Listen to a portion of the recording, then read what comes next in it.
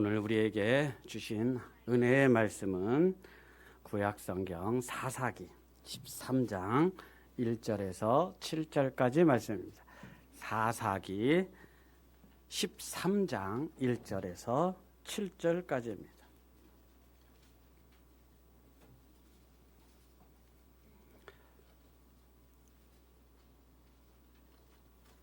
사사기 13장 1절에서 7절까지 말씀입니다. 자, 찾으신 줄 알고 제가 봉독하겠습니다.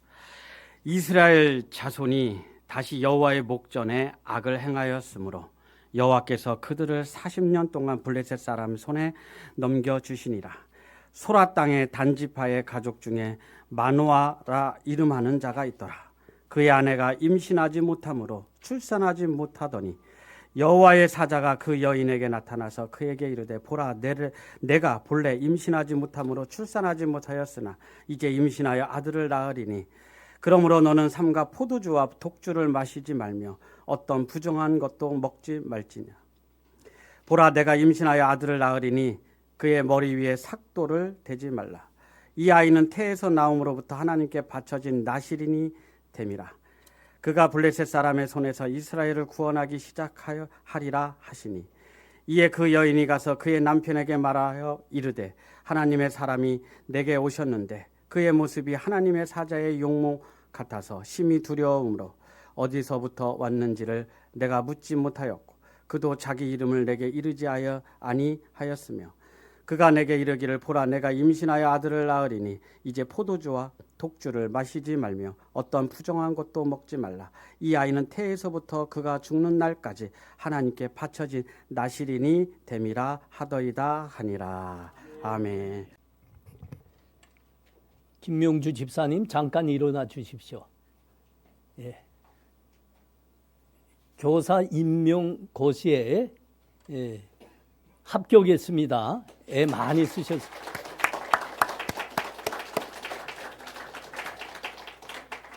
예, 제가 혹시 그건 아시죠? 요새 변호사보다 교사 직업 선호도가 훨씬 앞서 있습니다. 예, 정말 그렇습니다. 훨씬 앞서 있는데 참 애써 준비했습니다. 얼만큼 힘들까 내가 좀 찾아봤어요. 한 50대 1로 지금 되더라고요. 예, 아주 어려운 거 했습니다. 예, 수고 많으셨습니다. 감사하다고 교회에 떡을 준비해 가지고 왔으니까 끝나면 다 같이 나누시면 감사하겠습니다. 예, 감사합니다. 예.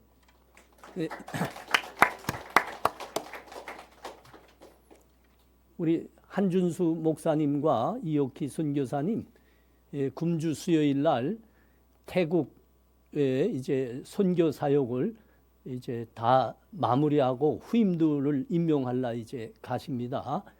그 목사님은 사모님과 함께 40년 동안 태국에서 주의 복음을 전하고 10여 개의 교회를 개척에 세우셨고 또 여러 신학의 사역도 다 맡아서 그 태국에 있는 특별히 카렌족 선교의 대부로 그렇게 하나님 앞에 쓰임 받았습니다.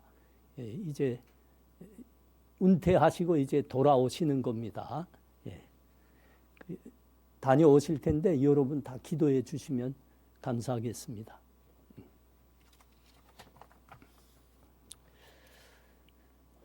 사사기에 기록된 사사들의 삶을 보면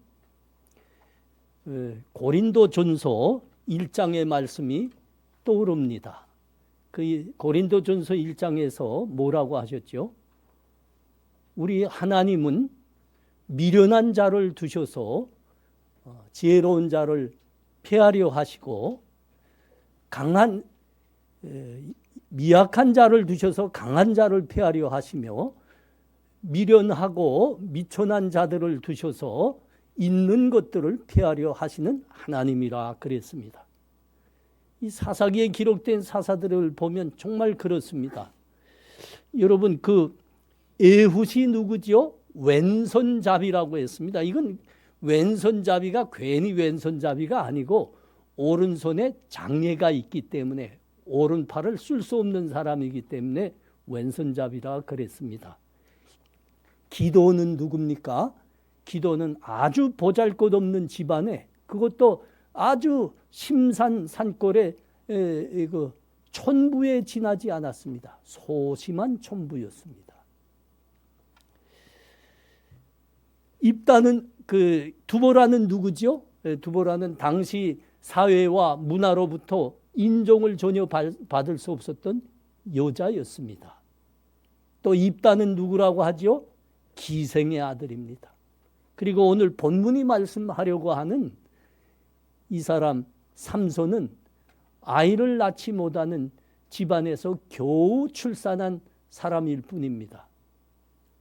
정말 그렇습니다. 우리 하나님은 미련한 자를 두셔서 지혜로운 자를 피하시는 분, 없는 자, 연약한 자를 높이 두셔서 일꾼으로 쓰시는 하나님입니다. 세월이 흘렀죠. 이스라엘은 또다시 하나님께 죄악을 범했습니다. 그 결과로 블레셋 사람들의 압제 밑에 지배당하게 됐습니다. 그러니까 하나님께서 사사기가 하는 말씀이 뭡니까? 하나님께서 넘기셨기에, 이방 족속들에게 이스라엘을 넘기셨기에 그런 일이 일어난다 그랬습니다. 이때 하나님께서 저 단지파의 한 사람인 마노아의 집에 찾아오셨습니다. 이 마노아의 집에는 특별한 이제 슬픔과 불행이 있었는데 그 아내가 임신하지 못하고 아이를 낳지 못하는 겁니다. 하나님의 사자가 그 집에 찾아왔습니다. 그 마노아의 아내에게 말씀하는 겁니다. 내가 임신하지 못하였노라. 그래서 자식도 낳지 못하고 있노라. 그러나 이제 아들을 낳게 되리라. 그가 이스라엘을 구원하게 되리라. 이 말씀을 하는 겁니다. 놀랐죠. 가만히 본문을 들여다보면 그 마노아 그 부부가 나이도 좀 적지 않았던 걸로 보입니다. 놀랐습니다. 아니 어찌 그런 일이 내게 있을 수 있단 말입니까? 정말입니까? 아주 놀랐습니다. 그때 여호와의 사자가 그 아들을 낳게 될 텐데 그를 어떻게 키워야 하는지 그 주의사항까지 말씀하는 겁니다. 너는 삼과 포도주와 독주를 마시지 말라. 부종한 것도 먹지 말라. 만지지도 말라. 이 아이는 나면서부터 나사린이 돼서 이스라엘을 구원하기 시작하리라. 여호와의 사자의 말씀입니다. 나시린으로 돼서 이 아이가 나시린이 되어서 하나님께 바쳐진 인생을 살게 되리라. 나시린이란 것은 하나님께 성별돼서 헌신하는 삶을 사는 사람이라는 뜻입니다. 그 하나님의 성막에서 제사에 헌신하고 수종을 두는 삶을 살 수 있습니다. 또는 하나님이 주신 특별한 사명의 삶을 살 수도 있습니다. 이 나시린은 본인이 하나님 앞에 소원해서 될 수도 있고 부모의 소원으로 될 수도 있습니다. 우리가 그 사무엘상 1장에 아주 그 성경의 대표적인 예가 있지 않습니까? 한나라는 여자가 있었습니다. 이 마노아의 집안처럼 임신하지 못하고 출산을 할 수 없었습니다. 그래서 하나님 앞에 가서 눈물을 흘리면서 소원을 했지요. 하나님, 만일 내 이 불쌍한 처지를 돌아보아 나에게 아들을 허락하시면 내 이 아들을 평생에 하나님께 드리겠나이다. 그렇게 소원합니다. 하나님께서 한나의 그 눈물의 소원을 들어주셨죠. 그래서 아들을 허락하시는데 그 아들이 바로 사무엘입니다. 사무엘이 어떻게 살았다 합니까? 그 소원대로 젖을 떼자마자 하나님의 성막에 가서 수종드는 삶으로 삽니다. 후에는 이스라엘의 사사로 선지자로 되지요. 나시린으로 살 경우 하나님 특별한 경건한 삶을 살아야 됩니다. 그러니까 하나님 말씀에 기록된 그 율법을 다 지켜서 살아야 됩니다. 심지어 삭도를 머리에 대지 않나. 머리도 깎지 않죠. 이렇게 아주 멋있게 기릅니다. 멋있게 기르게 돼요. 그리고 술도 마시지 말아야 되고 부정한 것도 만지지 말아야 되고 평생 하나님의 율법으로 살아야 됩니다. 근데 오늘 이 본문에서 특별한 부분은 그 부분입니다. 본인이 나시린으로 경건하게 하나님의 율법을 지켜 사는 것을 뛰어넘어서 그 아들을 낳게 될 어머니인 이 사람, 이 여자까지도 거룩하게 살라 하십니다. 절대 포도주와 독주를 마시지 말며 부정한 것도 먹지 말며 하나님 율법대로 살아라 그러는 겁니다. 이게 아주 특별한 말이죠. 자녀 교육의 중요성을 말하고 있는 겁니다. 그 아들이 이제 나시린으로 이스라엘을 구원할 하나님의 사사로 살게 되겠는데 그를 낳고 교육을 맡은 자녀의 양육을 맡은 부모부터 거룩한 삶을 살라 그러는 겁니다. 여러분 다 아시죠? 아이라는 것은 태중에 임신해 있을 때부터 이미 그 책을 읽어주는 어머니의 목소리와 타인의 목소리를 구별합니다.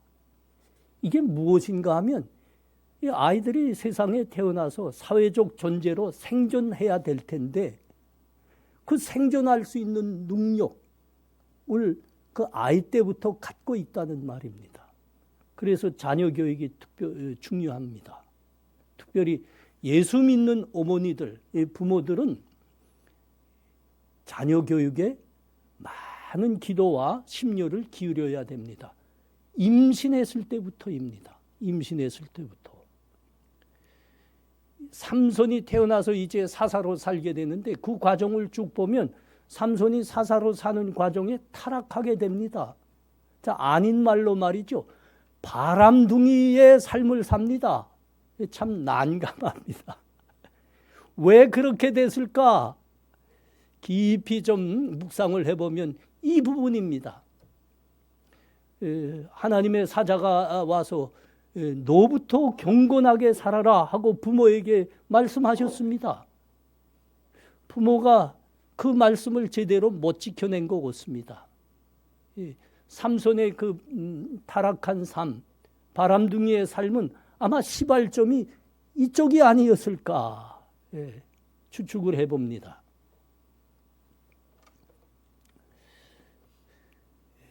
이스라엘을 블레셋의 손에서 구원할 사사 삼손의 삶이 이렇게 시작되는 겁니다. 아이를 낳지 못하는 그 불행과 어려움 중에 있었던 그 부모의 가정에 하나님의 사자가 찾아오는 것으로부터 시작되는 겁니다. 마노아의 가정은 이중적인 그 불행과 고난을 당하고 있었죠. 첫 번째는 블레셋의 압제와 지배 밑에서 아주 궁핍하고 어려운 삶을 살고 있었다는 겁니다. 두 번째로는 아이를 낳을 수 없었다는 겁니다. 여러분, 당시 아이를 낳을 수 없었다는 것은 미래가 없다는 말이기도 합니다.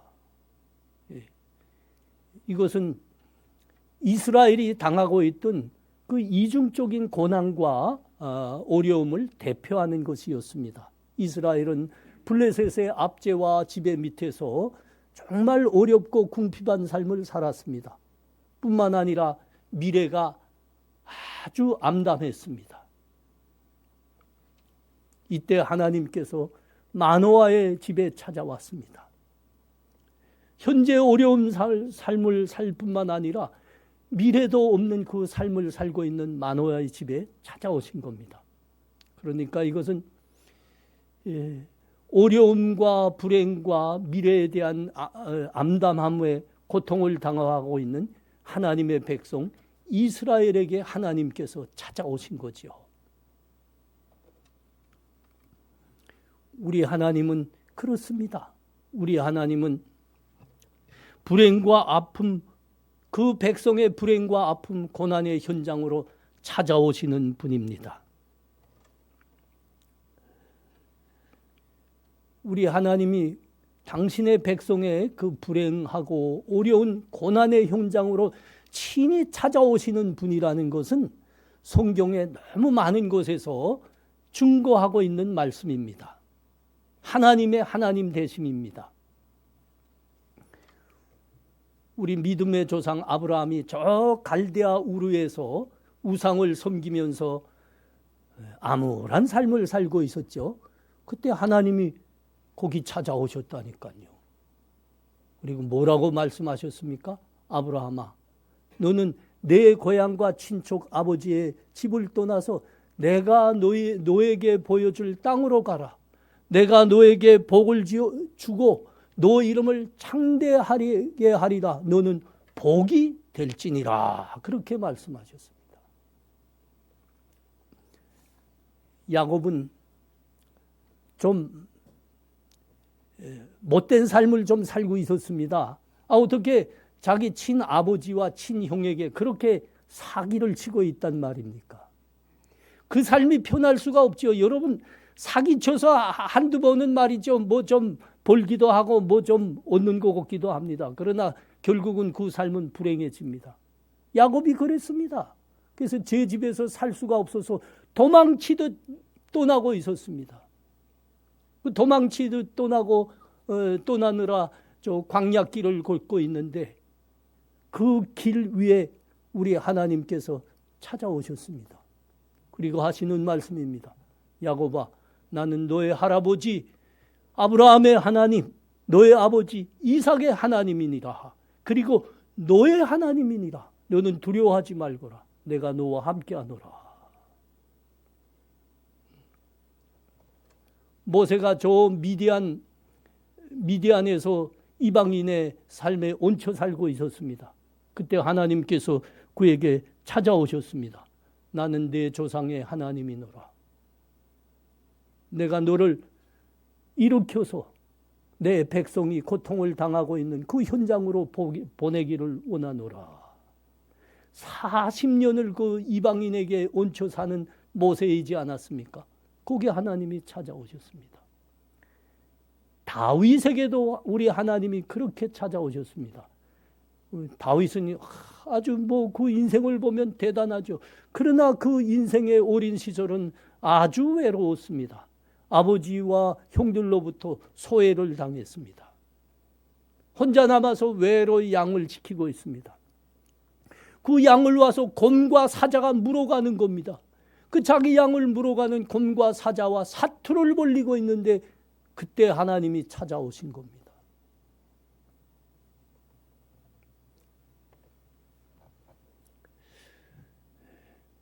불행과 고통과 어려움을 당하고 있는 당신의 백성에게 찾아오시는 하나님, 우리가 이 말씀을 생각할 때 우리 주님을 빼놓을 수 없죠.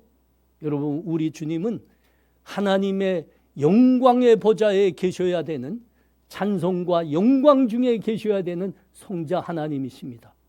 그런데 당신의 백성이 고통당하고 어려움을 당하고 가난하게 살고 있는 그 삶의 현장으로 찾아오시기를 원하셨습니다.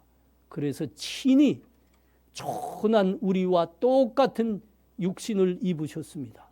그리고 이 땅에 오셔서 친히 우리와 함께 살아주셨습니다. 대단한 은혜입니다. 대단한 은혜입니다. 영원히 찬송받으셔야 되고 영원히 영광을 받으셔야 되는 은혜입니다. 여러분, 그 마가복음 6장 47절에서 51절을 함께 보시기 바랍니다. 마가복음 6장 47절에서 51절입니다.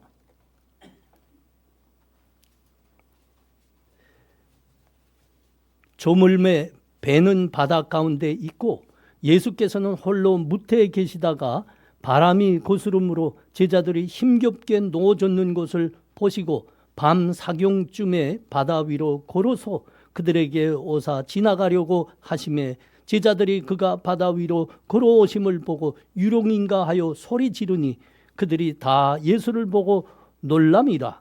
이에 예수께서 곧 그들에게 말씀하여 이르시되 안심하라 내니 두려워하지 말라 하시고 배에 올라 그들에게 가시니 바람이 그치는지라. 제자들이 마음에 심히 놀라니. 제자들이 밤에 바다를 건너가고 있지 않았습니까? 우리 주님은 무태에 홀로 남아 계셨습니다.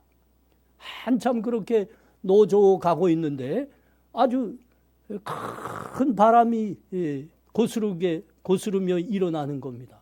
그러니까 그 노조에서 바람을 맞받아 거슬러 가는 게 여간 힘들지 않았습니다. 애쓰며 참 힘겹게 노를 젓고 있었습니다. 그런데 이 말씀에서 뭐라고 합니까? 우리 주님이 그것을 다 지켜보셨다 그럽니다. 다 지켜보셨다 그럽니다. 그리고 그 애쓰고 힘겹게 노를 저어가는 그 제자들에게 우리 주님께서 친히 바다 위를 걸어서 그들에게 오셨다 그럽니다. 우리 주님께서 바다 물 위를 걸어서 가는 사건이었지요.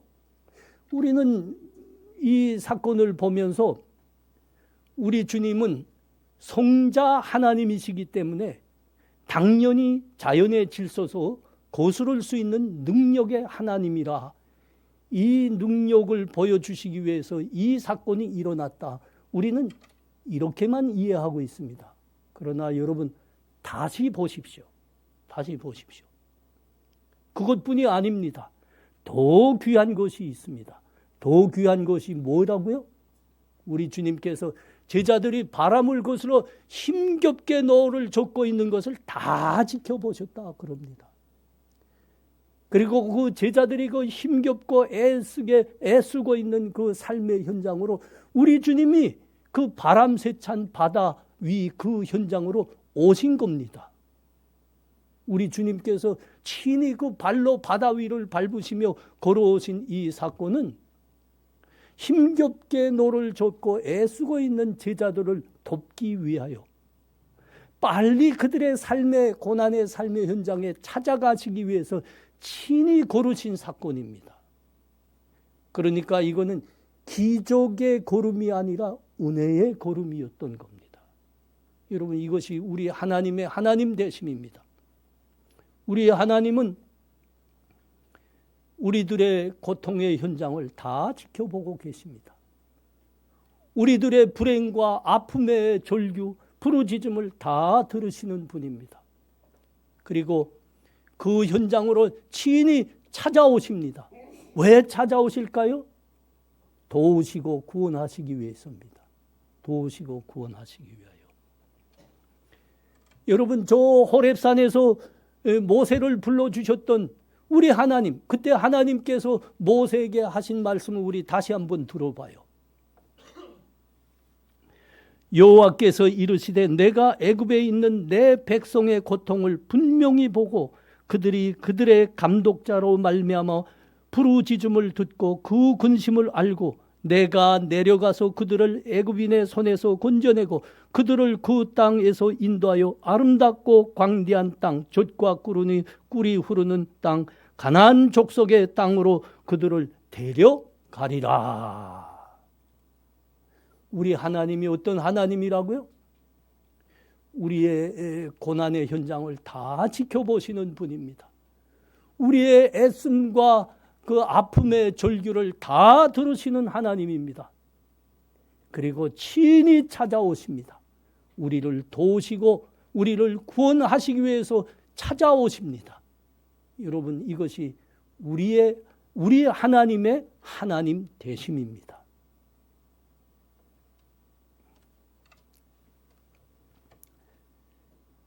이제 본문 6절과 7절을 봐야 될 때입니다. 본문 6절과 7절.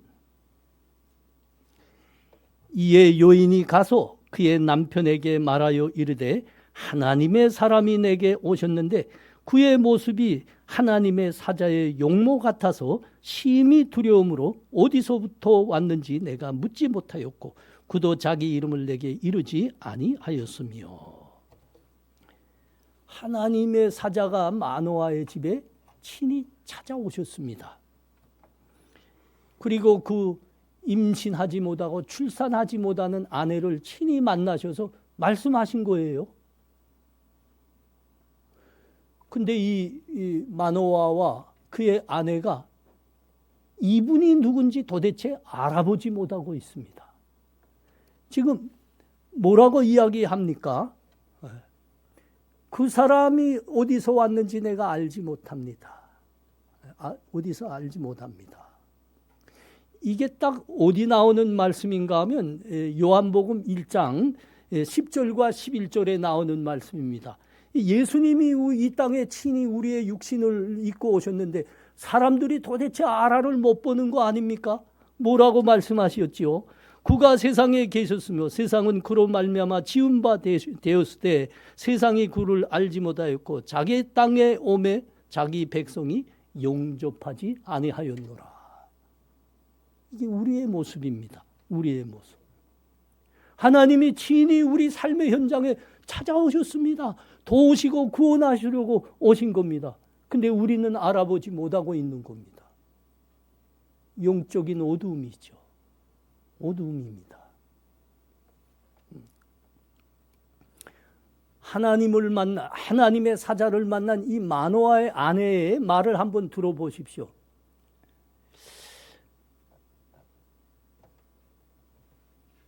그 사람이 하나님의 사람인 것 같노라.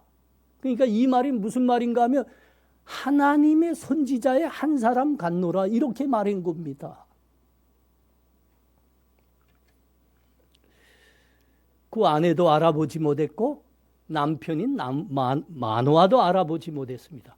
종래 마노아가 그분의 이름을 묻게 되지요. 18절 본문 다음에 나오는 18절에 당신의 이름이 무엇입니까? 하고 묻게 됩니다.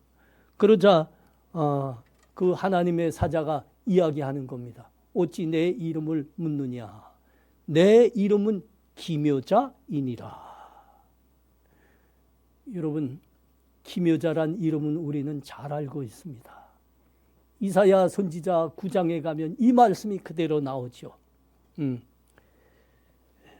어찌하여 내 이름을 묻느냐? 내 이름은 기묘자이니라. 여러분, 기묘자가 무슨 이름이죠? 어느 분의 이름이죠? 그렇습니다. 우리 삶의 현장에 친히 찾아오셔서 우리를 돕고 우리를 구원하시려고 육신을 입으셨던 예수 그리스도의 이름이 기묘자입니다. 기묘자.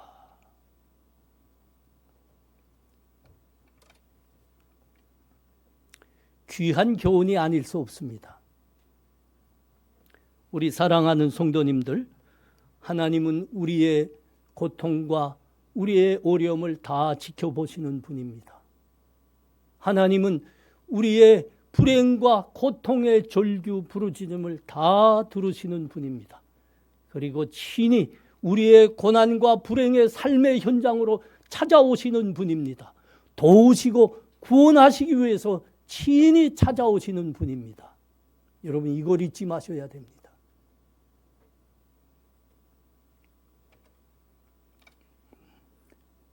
그런데 우리는 이 은혜의 하나님, 우리의 아버지가 되시는 하나님, 우리의 삶의 현장에 친히 찾아오신 하나님을 알아보지 못하고 있는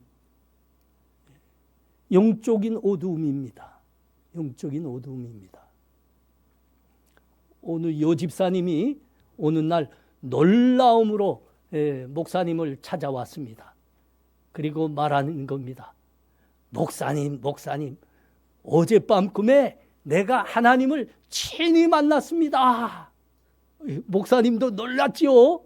그래서 집사님, 그 하나님을 만나셨는데 하나님이 어떻게 생기셨던가요? 예. 집사님이 대답합니다.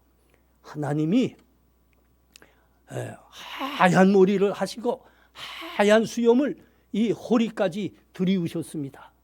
그리고 지팡이를 들고 구름 위에 서 계셨습니다. 그 이야기를 들은 목사님의 대답입니다. 집사님은 하나님을 본 게 아니고 산신령을 본 겁니다. 그렇지 않습니까, 여러분? 그 산신령입니다.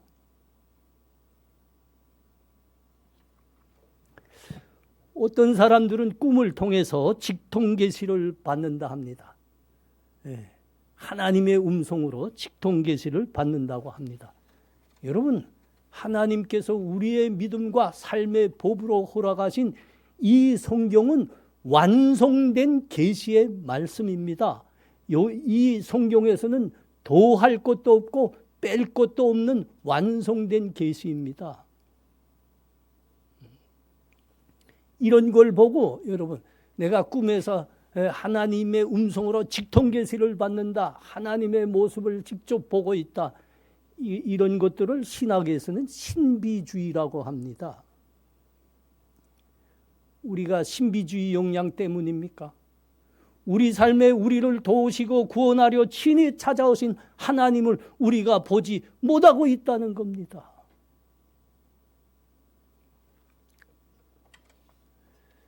(1885년부터) 우리나라에 들어오셨던 아펜젤로 온도우드 선교사님들을 비롯해서 그 선교사님들이 갖고 들어온 성경은 특별한 성경이었습니다.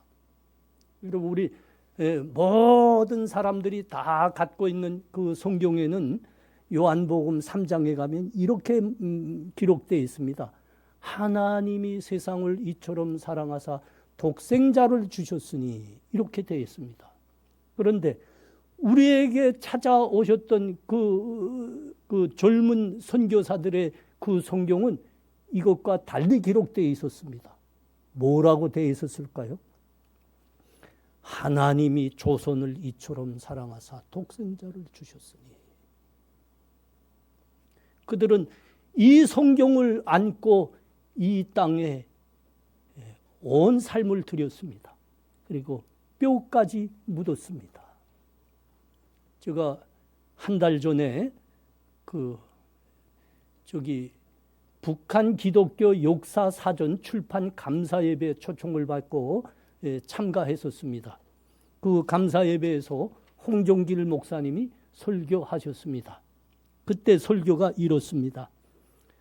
80이 넘은 나이에 돌아보니 이 나라에 왔던 그 선교사들은 젊디 젊은 아이들이었습니다. 어떻게 그 어린 나이에 이 나라에 와 평생을 함께 살았고 뼈까지 이 땅에 묻을 수 있었단 말입니까? 참으로 놀랍기 그지없습니다. 80이 넘은 한 목사님의 안목입니다. 아이입니다. 아이처럼 젊었습니다. 그냥 20대 초반입니다. 이분들이 이 땅에 와서 고난당하고 가난하고 눈물 흘리고 있는 이 백성과 함께 했습니다. 평생을 함께 했습니다. 그리고 뼈까지 묻었습니다. 어찌 그럴 수 있을까요? 이들이 들고 있었던 성경을 보면 우리가 이해할 수 있습니다. 하나님이 조선을 이처럼 사랑하사 독생자를 주셨으니, 이게 그들의 믿음이었습니다. 그리고 이들이 하나님으로부터 받은 부르심이었습니다.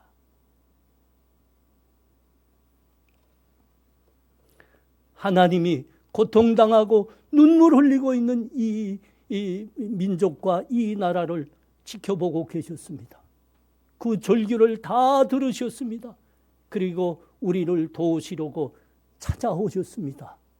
찾아오시되 그 앳된 선교사들을 통해서 찾아오신 겁니다. 우리 한준수 목사님과 이옥희 선교사님 이제 이번 수요일 날에 태국 가게 되겠는데 40년 넘게 그 땅에 온 삶을 들였습니다.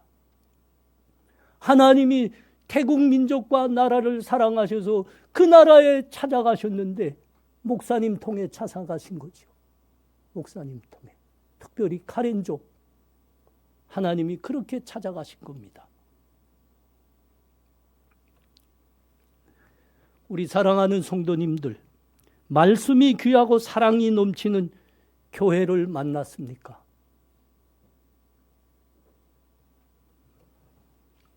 그게 여러분 하나님 만난 겁니다. 하나님께서 나의 삶의 현장에 나를 도우시고 믿음으로 하나님 앞에 이끄시려고 하나님이 교회를 통해 찾아오신 겁니다. 여러분, 우리 삶 중에 귀한 믿음의 사람을 만난 적이 있습니까? 그 믿음의 사람을 통해서 예수 믿는 믿음이 얼마나 귀한 건지, 세상과 얼마나 다른지 체험해 본 적이 있습니까? 하나님께서 그렇게 여러분의 삶에 찾아가신 겁니다. 그 믿음의 사람을 통해서 여러분을 도우시고 여러분의 영의 눈을 깨우쳐 하나님 앞으로 인도하시기 위해서 그렇게 찾아가신 겁니까? 교회와 믿음의 사람들을 통해서 도움을 받아봤습니까? 사랑을 받아봤습니까? 하나님이 우리의 삶에 그렇게 찾아오신 겁니다.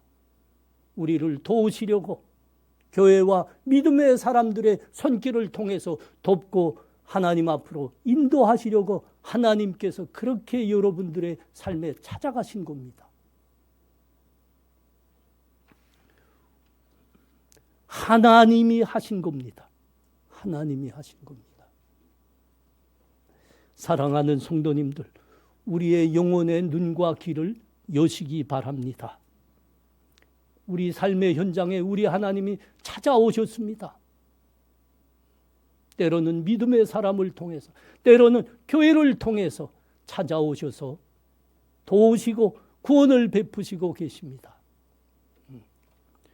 하나님의 모습이 어떠한지 우리의 삶의 현장에서 다 보시고 은혜 받는 우리 다 되시기를 바랍니다. 우리 이 시간 함께 기도하면 좋겠습니다.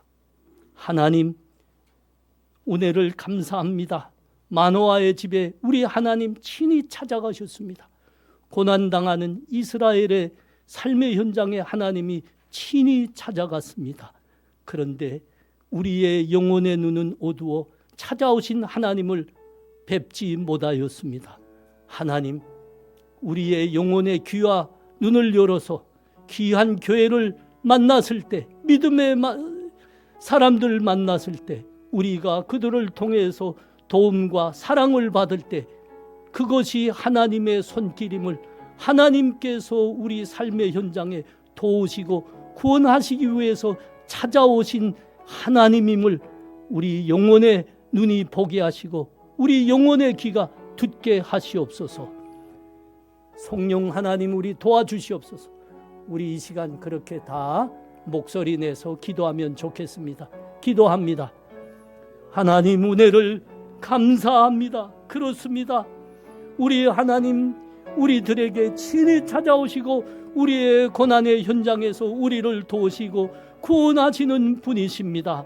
때로는 하나님의 사람을 통해서, 때로는 교회를 통해서, 때로는 집사님들 통해서, 때로는 장로님들 통해서 그렇게 찾아오시고 도우시는 우리 하나님입니다. 하나님, 우리의 영혼의 눈과 귀가 열리게 하시옵소서.